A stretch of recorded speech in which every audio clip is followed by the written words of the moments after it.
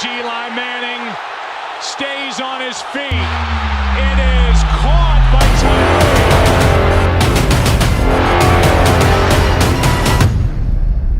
Are we on? Are we on? Okay, I want to catch this moment. Okay, I want to catch this moment with David Tyree. Is everything live? I just want to make sure. We're live. We're live. I'm Leilah Tyree. We wanted to know. Let me just tell you something. You got to know that this is literally a catch the moment. How do you know that? My hair looks ratchet right now. That's number one. Number two is I need my coffee. Because we're about to get into some real life suffering. This is the stuff that I really want to talk about, but we don't have the capacity to package it, so we're done with packaging. You just getting this straight out the buffet line, baby. And we're talking about these kids, okay? Big shout to David Arnold, my favorite comedian right now, right? What do you say? Get you one of these things called a family. Get you one of these things called a family. And what we have is we have a triple family. It ain't for the weak. So we have 7 children. We do. We have our oldest is almost 21. Okay. And I know you think that means something, but it actually doesn't in this day and age, but that's for another time. Now, the next one is 17. We're trying not to kill him dead. All right. So he's probably going to be the majority of our conversation today because I just had some case study content for you on not how to kill a child. Okay, so that was the first point. How do you keep your cool as an African American in this day and age? Come on, man, because we was ingrained and ingratiated. Because in us is wish. We wish. Big shout. Okay. However, you can't have that we wish in you when you're righteous, when you're trying to do it God's way. Our help is trying to, slow us down. Yes, help. Because right now you're not helping. He's talking about the table. He doesn't think we should bang on the table except that we're having a real moment. Not good for the audio? If we're having a real moment, don't touch the table. I can hear it. Don't touch it at all. Touching the table. Oh, got it. You see that? We're having a real moment here, so. Yes, catch it all. Catch this moment. Okay, so there is something I wanted to just say because we're going to talk about adolescence. Okay, that's really what this is about. Like the adolescence has changed, so I guess we're gonna talk about the fact that meaning that this is the time where they, the puberty hits. All of these things you start seeing. They start looking a little strange. They start looking like, is that mine or not? Like they start morphing. They sometimes get a lot of pimples on their face. Who are you? I ask my kids. The boys. I say to them, hey. Because I need to know. I mean, we know if we hear the voice change. Yeah. But I ask them, like, hey, do you got some pubic hairs yet? What's going on down there? Because it gives me a benchmark. You understand? So I know what I need to be dealing with. And stuff like that. Man. But nobody told me about the mood swings. Okay, the emotional baggage. I mean, this is like a big roller coaster that I can't get off of. Okay, I was prepared for girls to be emotional. I wasn't prepared for my boys to be as emotional. I think that's what I'm struggling with. Like, what is you all in your feelings about? We don't understand it. Well, we actually have one that doesn't have feelings, and so we have some concerns there. That's true. We love you, Tayana. We have another one that can't get out his feelings. Yes. And has diarrhea of the mouth. Okay, because he's going to tell you exactly how he feels. And he has all his teeth. We haven't knocked any teeth out yet. We're doing okay. They're straight. He doesn't even need braces. And listen, we're Christian. Like, we're really Christians too. Like, I want you to understand that's another conversation. Yes, we do believe in discipline. Yes, we have exercised very careful discipline without anger, without wrath. We have to you got to push reset. But we also are running out of options. So, okay. Another thing is when my soon 21-year-old started to drive. Oh. Okay, this is another thing that no one tells you. I'm sorry, I have to put my hand on the table. No one told me I was going to feel like I was going to die every single time. Okay, parents don't ever share what it was like trying to teach their kids how to drive or even that process. Or should I be feeling this way? Should I not? Is it normal that it feels like they're going to kill you any moment? Like, there are things that were never shared with me that I want to share with others. That's why we're here today. You know, my favorite is when you just felt like you endured a traumatic event sitting in the passenger seat with a teenager, but then everyone else tries to assure you of how don't be too what, like I'm trying to figure this out. Like every time my wife is in the car with my kids, I'm like, baby, it'll be okay. She's like, are you crazy? Yes. Are you crazy? Listen. So it's fantastic. I love it. Everyone who's disconnected from the actual events is so reassuring. And I just want you to know, I call bull on everybody who's outside the car with these teenagers. Yes. We're all terrified for our life. Never had I known that I had faith in God until I got in the passenger seat with my teenage son. Yes. Okay? Then I knew I was entrusted my entire soul unto God. Seriously. like we actually got him lessons. And I'm going to tell you, that guy looked at me right in my face. He had the nerve to say, he's good. He's good. Okay? He wasn't good. He was not good. Do you hear me? Okay? It's still critical. I just want you to know. We're still in these critical moments. It's probably worse now because we have all of the added distractions. Mm-hmm. But come on, nobody told me, but we're going to tell you. We're going to give you the insight because I think it's great to have some expectations. That's right. Okay, when you enter into this zone. Okay, and we're in the zone. We're in the hot zone. What do they say in football? What's that zone? When the red zone? Is that what you're looking for? Red zone. You're looking for the red zone? Coach Coughlin called it the green zone because we was going to score. Oh, really? He tried to flip the script. He tried to flip it. But it's the red zone. It's the Big shout out, Coach Coughlin. But listen, it is 100% real. We just want to reassure every parent out there, if you don't have the teenagers just yet, get ready. But enjoy the journey. There's some, we do have a lot of insight. Our children are old as 20 and as young as 8 years old. We have 7 children, 4 boys, 3 girls. Yes. Tyree Nation is strong. Yes. But I'm gonna tell you, every now and then they wrong. Every now and then they just wrong.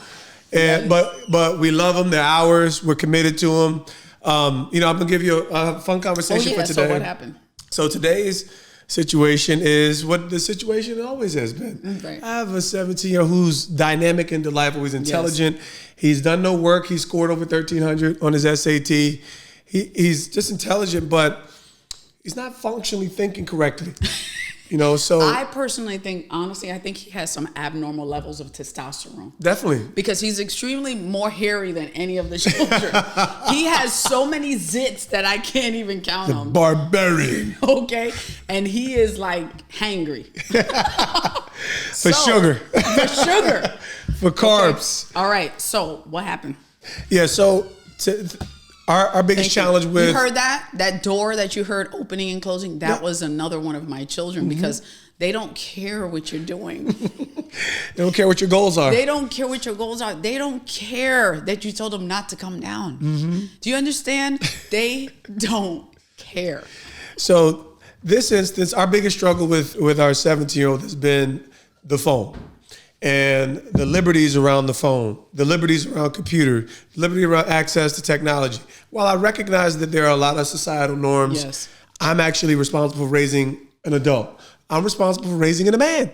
I'm not responsible for fostering tremendous social, digital relationships via social media and via your smartphone. So they've had cracks at it and it hasn't worked out well, right? It hasn't worked out, yeah. Yeah, like hey, here's the phone, here's the expectations. Here's the video game. Here's the expectations. Oh, by the way, I got to share what the expectations are because everyone needs context. There you go. The expectation is, hey, man, can you take out the recycling? Yeah. The expectation is that, you know what, you're going to have to go to school. There you go. You're going to have to do well in school. Okay, listen, I'm a A person, but man, come on.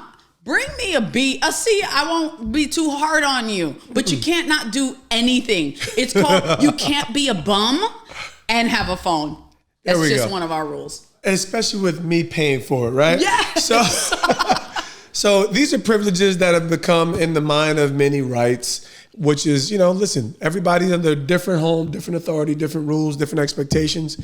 We're high standard people. So yes, that is, that's the reality here. But today's... It was a little different. It was a little different. So we also have a no computer in your room. Why? Because we don't need you in the room on porn. Come on, okay, somebody. we don't need you in the room. I don't want to talk about with my son over here looking at anime that's going to lead to all kind of crazy advertising and digital hoots. Come okay, on, like literally. Listen, everything's going on out here in this World Wide Web. These cyber streets are real. I've stumbled upon it. Yeah, these cyber streets are real. It's not the regular streets. Back in my day, the streets was real. You got to remember, back in the day, you know what our parents said? Don't talk to strangers. Now we hand them the World Wide Web, and now they can talk to every stranger that ever existed. Facts. But that's another story. Go ahead. So I recognized when I walked into the kitchen, the computer was there. I moved it behind me onto the floor. And probably not too long after, the computer was missing. Josiah, where's the computer? Of course, he's in his room, on the laptop, on the computer, pursuing his goals, dreams, and ambitions through the internet. Okay? Now, yeah, we got some, we're not cybersecurity experts. We've taken all kinds of measures. We've had security routers. And, we still got slimed in different ways, right? But the real issue is the continual inability to heed to the instructions or the care that we have within our home. So it led to a common discourse for Josiah at this point, which was around, hey, it's either two things. You either have an addiction, which is if there's some kind of addiction, we actually got to get you some help. Like, okay, but you have to first confess that it's addiction. And we've had the conversations, whether it's with anime, whether it's with whatever. Screen addiction. Hey, man. But no, he doesn't. He hasn't concluded just yet that he has a problem. Because if you don't have a problem, that means you have the ability and understanding to actually reason and understand. Yes. Here's my expectations. So that means you're either rebelling. Yes. Right? Or you're having a hard time getting along here.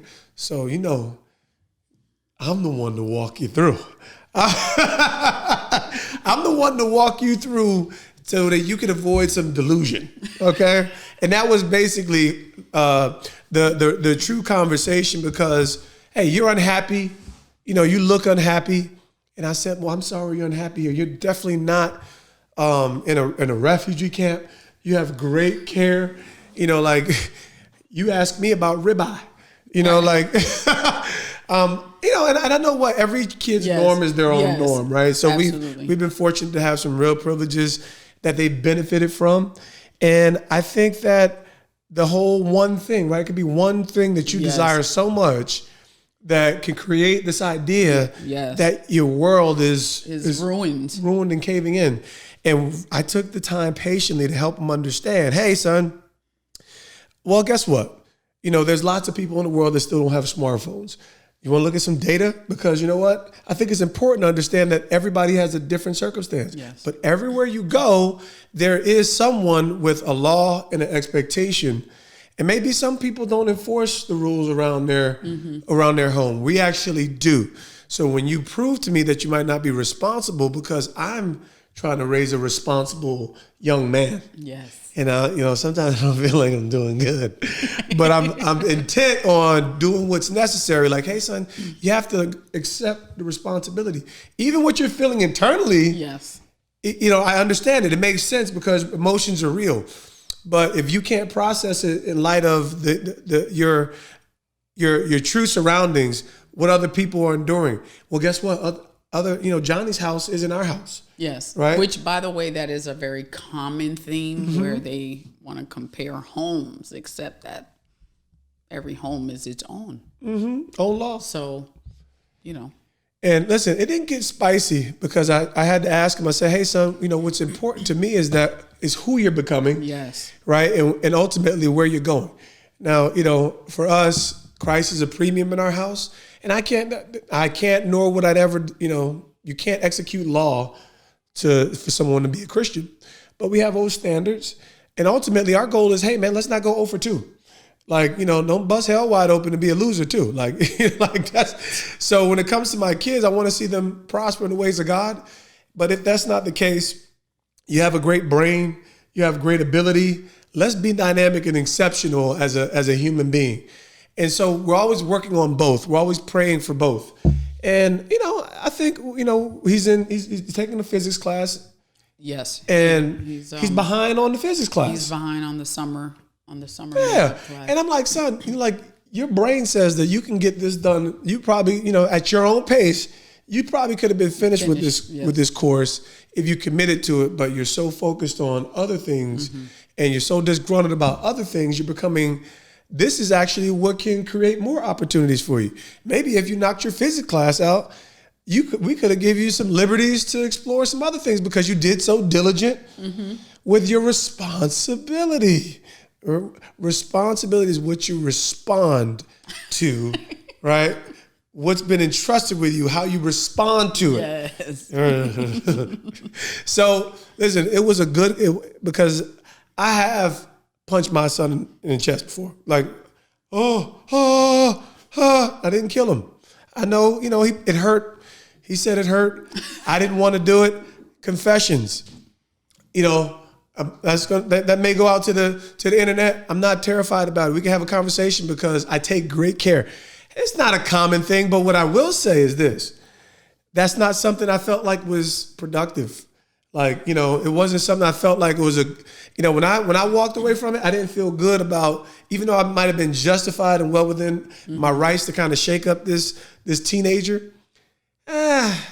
It wasn't productive. And so I'm kind of out of options, I felt like. I'm kind of feel like I'm out of options. Yeah. And how do I get this young man to excel and not destroy his own life in light of what appears to be one big issue in his own heart that he's having? So it was intriguing, man. It was a good conversation for me. I don't know. He still has the same problems emotionally. I'm like, well, son, I just don't want you to live in a delusion. Like, other people have different, privileges, different realities, but there's also a lot of people who don't have this privilege. There's a lot of people around the world, whether you believe it or not, there's a decent amount of people even in the United States that might not have this privilege, whether it's their circumstances. Yes. And because, maybe they're just not in position to have a smartphone just yet. Right. As a teenager, financially. There's other things that would prevent people from having these liberties, not just the fact that your parents have high standards and expectations around technology. So it was a normal Saturday morning in the Tyree household. That is very normal. And unfortunately, the hard part is, how do you harbor a fugitive? Meaning I call them, it's like, so to continue to rebel, because if you need help, we got to figure out how to help you, right? As a young man, I got into, drugs and alcohol in high school, and I definitely had some out of control behaviors. Self-control is a virtue, right? I wasn't in control of some of my behaviors with those things. And I think that's where we are at with technology. Yes, I think so too. Right? Like all of us, not just teenagers, I think all of us are measuring our relationship with our devices, with our technology, and how that's affecting other things, right? Yes. Because everything is about whatever relationship you have with the individual or the thing. Correct. Right? And so what governs mature people, I think, is a higher value system than the things that we are either possessing or interacting with. What we value is what begins to help us make some of those decisions. Yes. But man, it was saucy. It was saucy. Nothing physical. It was a very productive father-son conversation. But it was a very common conversation in light of the journey. And, you want to feel like you're making progress. You want to feel like that, but and maybe we are. I mean, I think some of it is par for the core. Par for the course. Don't forget the S. Why? I got you. I didn't want to finish it. But it was core is not a word, baby. I love you. We have to gotta do the right thing. Yo, Jim Gaffigan, we need you. Listen. We really do. But I think it's a part, I think this is a part of their growing process. There we go. I think the most difficult part as a parent is, there's some basics. And obviously through that adolescent period, a lot of times they seem very irrational. I'm sure there is plenty of scientific information that we can pull in relation to what's going on in the brain. Just some of the body and the chemicals. And now we don't really know how, honestly, technology or the screen actually affects that process. I think that's something that we'll begin to learn in the next decade or so. Well, y'all better get ready because we have a whole lot of anecdotal experience, information, knowledge, conclusions that we can share from raising a family, Tyree Nation, from raising adults now to still having our younger ones. And listen, I'm gonna be honest with you, our children are amazing, right? So, this is not a huff and puff conversation as in just real life experience. They're dynamic young men. In comparison, I think our children are untradeable. They're loved, they're dynamic. They're gonna, it's kind of like, you've heard this saying in sports, it's like, at some point it'll click. Yes. Right? It's kind of like, and I think that's kind of where a lot of parents stand today, wrestling against what they're seeing with their eyes, having a hope and a desire for their children to perform at the rate in which we know that they can perform, live. Correct. And that's kind of what we're talking about today. That's what today's little experience was like. Rescue me from this kind of anguish, son, because I know that you can excel and be a dynamic young man, which he is at times and will continue to be. Awesome. Look at that. On a positive note. Got to do it. Hey. On a positive note, don't give up. Don't give up. Go all the way. You're almost there. Don't give up. It's when you need gospel music, okay? All right, listen, I like all kinds of music. I'm a big music fan, but there's a time and a season for gospel music. You need African American lungs and vocals. Yes, to fuel you through the sorrowful moments of life. This is true. Yes. Because it is, honestly, it's painful. Absolutely. As a mother, it's painful. As a father, it's painful. No doubt. Just because everybody wants the best for their kids. I mean, that's it. Real talk. Everybody wants the best. Everybody, I believe, has at least a glimpse of a image of what they want their life to sort of be produced into. Mm-hmm. And obviously when we get that kickback, it can be devastating at times. It could be like, man, because you want to help them get over the hump. And I think that's what this is. We say Wednesday is hump day. Listen. And this time it's kind of like we got to get over this hump. I feel like we got a donkey kick straight to the chest every now and then, okay? Because we get that pushback. You see? We get pushback. Now we'll come on here, we'll talk about my other son. They're going to kill us. But guess what we're going to do? We're going to bring him on. We're going to bring him on here because I think it's important to see it in its full view. We're going to bring him on. Like, we're at that stage of life in our family where our family is just, it's a sitcom. It's been a sitcom, in all honesty, but we're prepared to have some of these conversations as our children are coming into their own mind, thoughts, conclusions. Yes. And listen, man, let truth be our compass. And not just our own truth, but let's find some finite truth, some conclusive truth.